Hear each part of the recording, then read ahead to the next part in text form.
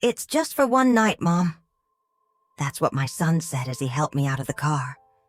I remember the way his hand touched my shoulder. Soft, almost rushed. He smiled, but it wasn't the kind of smile that reached the eyes. It was late evening. The motel sign flickered above us, a half-broken light that buzzed in the cold air. I clutched my small bag tightly. Inside it were only a few things. My nightgown, my purse, and the photo of my husband, Robert. I looked up at Daniel, my son, and asked, "Why a motel, dear? We could have just gone home." He avoided my eyes. "Mom, it's only for one night. The house is getting fumigated, remember? It's safer for you here." His wife, Claire, stood behind him in the car. She was busy on her phone, barely glancing up. I nodded slowly. "All right, then. Just one night." He smiled again. "Yes, just one night. I'll come get you in the morning." He kissed my forehead, helped me check in, and walked me to the door of my small room. Then he left. I watched the taillights fade into the distance. The room smelled faintly of cleaning spray and old curtains. There was a single bed, a table, and a lamp with a flickering bulb. I sat down, feeling a little confused, but I tried to trust his words. Just one night. I turned on the television, but nothing really made sense. My thoughts kept going back to when Daniel was young. He used to sleep next to me when he had nightmares. He'd hold onto my arm and whisper, "Don't leave me, Mom." And now, he was the one leaving. I told myself I was overthinking. Maybe they truly were fumigating the house. Maybe tomorrow everything would be fine. I changed into my nightgown, brushed my hair, and lay down. The hum of the motel sign outside lulled me to sleep. When I woke up, sunlight streamed through the blinds. Birds chirped outside, and for a moment I smiled.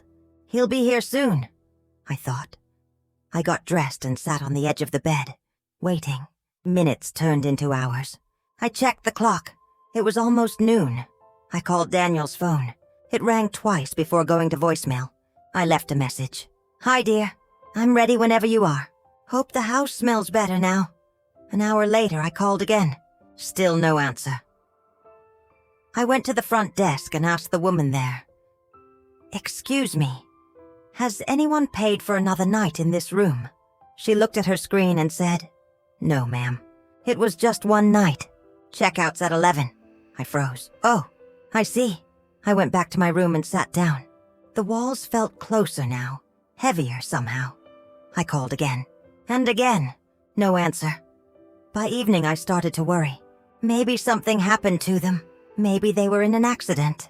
My heart pounded as I dialed one last time. Still nothing. I looked through my purse.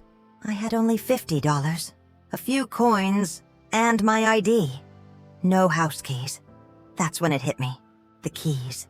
They never gave them back to me. I sat there in silence for a long time. My throat felt tight, my chest heavy. I whispered to myself, "It's just for one night, Mom." The words echoed like a cruel reminder. That night, I didn't sleep. I kept thinking about every moment that led to this one. How I used to babysit Ethan, their son, every weekend. How I used to cook Sunday dinners. How slowly those dinners became less frequent.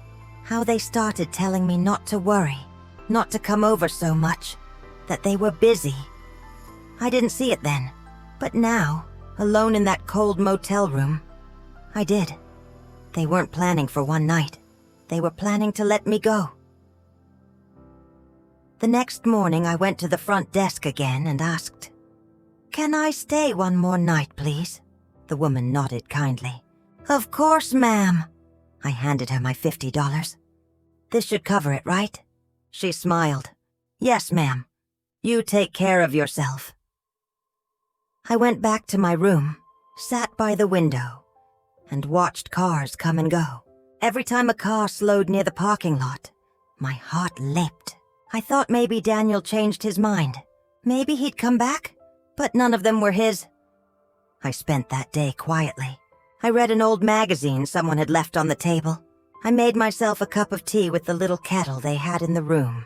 I watched the sun go down and told myself, tomorrow. He'll come tomorrow. But tomorrow came, and he didn't. The motel manager knocked on the door. "Ma'am, I'm sorry, but you'll have to check out today unless someone extends your stay." I nodded. "Yes, I understand."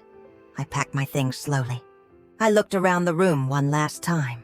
The empty bed, the flickering lamp. It felt like the end of something I couldn't name. When I stepped outside, I didn't know where to go. I walked to a small diner nearby. The waitress there was kind. She reminded me of my younger self. I ordered a cup of coffee and sat there for hours. At one point, I took out my phone again and tried calling Daniel. This time, it went straight to voicemail. I left one last message. "Daniel, it's Mom. I'm at the motel still. I think maybe you forgot? Please call me back." Days passed.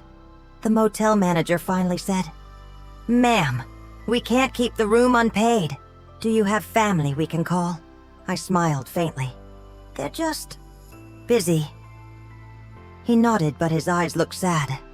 I left the motel with my small bag and started walking. My legs ached, but I just kept going. I didn't know where I was heading. Maybe to the park where Daniel used to play as a child. When I got there, I sat on a bench. The air was cool, and children's laughter echoed in the distance. I watched a little boy chase a balloon, and my heart ached. It reminded me of Daniel. How he used to laugh, how he'd beg me to push him higher on the swing. That night, I found a small shelter nearby. A woman there helped me fill out a form. She offered me soup and a warm bed. It wasn't home, but at least it was something. The next morning, I woke up to sunlight through a cracked window. I looked at the ceiling and whispered to myself, "You're still here, Mary. You're still standing." Days turned into weeks. I learned to live quietly. I started helping in the shelter's kitchen. I peeled potatoes, folded blankets, and smiled at strangers who were hurting too. Somehow, helping others made the pain softer. One day, I was wiping tables when a volunteer came up to me and said, "There's someone asking for you in the lobby." My heart jumped. I walked out slowly, and there he was. Daniel. He looked tired, thinner somehow. He stood there not knowing what to say. "Mom," he said finally, his voice cracking. "I'm sorry. I didn't say anything. I just looked at him." He stepped closer. "I didn't mean to leave you there that long. I thought Claire would pick you up the next day. Then things got messy. I don't even know what happened anymore." I kept looking at him, searching for truth in his eyes. "You left me, Daniel," I whispered. "You said one night, but you never came back." Tears filled his eyes. "I know, I'm sorry. I was wrong. I thought it would be easier." "Easier?" I asked softly. "For who?" He looked down, unable to answer. I took a deep breath. "I forgive you," I said. He looked up in shock. "You do?" "Yes," I said quietly. "Because holding anger won't change what happened. But forgiveness, maybe that will." He started crying then, the kind of cry that comes from deep inside. I reached out and held his hand. "I never wanted to be a burden," I said. "I only wanted to be your mother." He shook his head. "You're not a burden, Mom. You never were." We sat there for a long time. For the first time in years, he just listened. Before he left that day, he asked me to come live with them again. I smiled gently. "Not yet," I said. "I'm doing something good here. Maybe later, but I'm proud of you for coming." He nodded, tears still on his face. "Can I visit you?" "Of course," I said. "You'll always have a mother waiting to see you."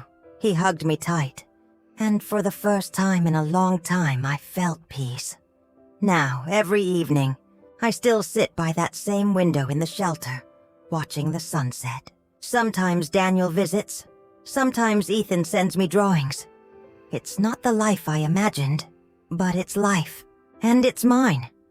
I learned something important in that motel room. Love can be forgotten, but it can also be found again in the most unexpected places. If you're listening to this, and you've ever felt left behind, remember this: you are not alone. There is still kindness in the world, even when it hides behind silence. And if you've ever hurt someone you love, it's never too late to reach out. One call, one visit.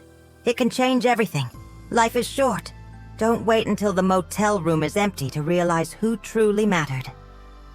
If this story touched your heart, please like this video, share it with someone who might need it, and subscribe for more stories like this.